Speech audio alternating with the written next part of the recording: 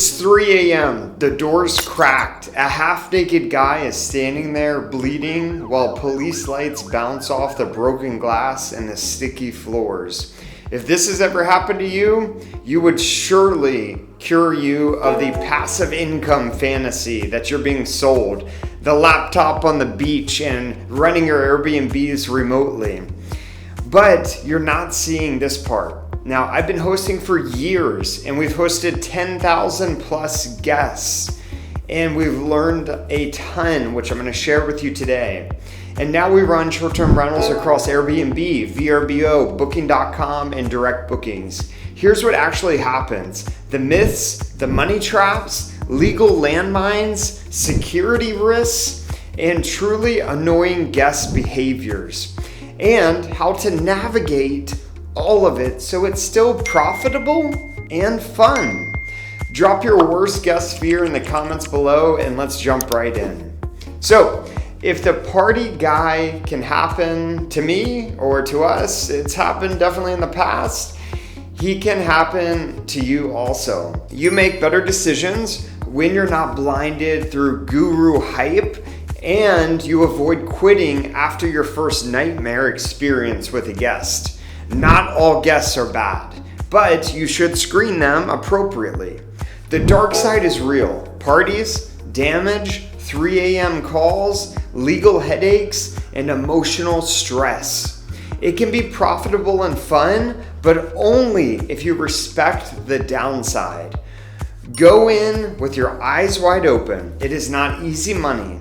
And use this as a reality check before you buy or do an arbitrage or you even list your property live on Airbnb. Yes, a lot of this can be systematized, but that's not where you start. Calling it passive is going to create burnout and bad reviews. What we know is hospitality is a 24/7 an hour business, and humans, they have needs. Early on, it's hands-on messaging, check-ins, cleaners, and sometimes emergencies. Expect a 6 to 12 month sprint where you're building out your systems and processes.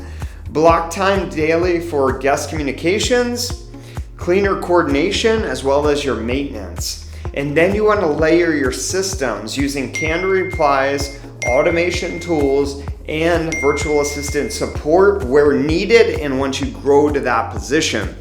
Revenue follows reviews. So service always has to be first. We live and die by 5-star reviews. Systems then come second because of what you learned. If Airbnb shuts you down tomorrow, what happens to your income? Platform risk is real. Bans, policies, shifts, algorithm changes, glitches. One channel is way too fragile for you to depend on. So you need to diversify. List on Airbnb, Booking.com, Expedia, VRBO, and build a direct booking website. You want to use a PMS or property management system to sync all of your calendars together to prevent duplicate stays. Fragile becomes resilient when demand is multi-channel, and not every property works. You can't outmarket a bad product. There are 3 levers: location, facilities, and finish. Guests punish shortcuts, and they can see that. You want to research your area's demand drivers, your competition, your occupancy, as well as average daily rate, and your seasonality. Design a clear niche with standout features that niche wants with professional photography, and you don't want to launch vanilla. Add 2 or 3 or more memorable touches that they can remember. You only need one party from hell to change how you host. Parties wreck units, wreck homes, ratings, your neighbor relations. And you want to profile risk, last minute locals, young groups, vague reasons for bookings. You want to vet them, but without discrimination. Why are you coming? Who's staying? And what are your plans? And are you at least 25 years old? Watch for red flags. You want to use firm house rules as well as deposits. Make no parties explicit and make sure to enforce it. Income isn't guaranteed. Seasonality as well as saturation crush naive projections. You want to study your occupancy, average daily rate, and lead times. Plan for worst case off-season scenarios. And you want to position your niche amenities with a clear target guest avatar. Price dynamically, as we've talked about before, and prep inventory for compression events. Hidden costs are constant. So short-term rental insurance is expensive. Maintenance, urgent fixes. You want to have trades on speed dial and budget for same-day emergency repairs. Anything comfort or safety is an emergency. You want to protect your reviews just like it's your bank account. Legal, contract, and tax traps are real. You want to check local STR rules, review arbitrage contracts if you're doing an arbitrage method, and talk with an accountant about entity choices. What's the best choice? S Corp, LLC, etc.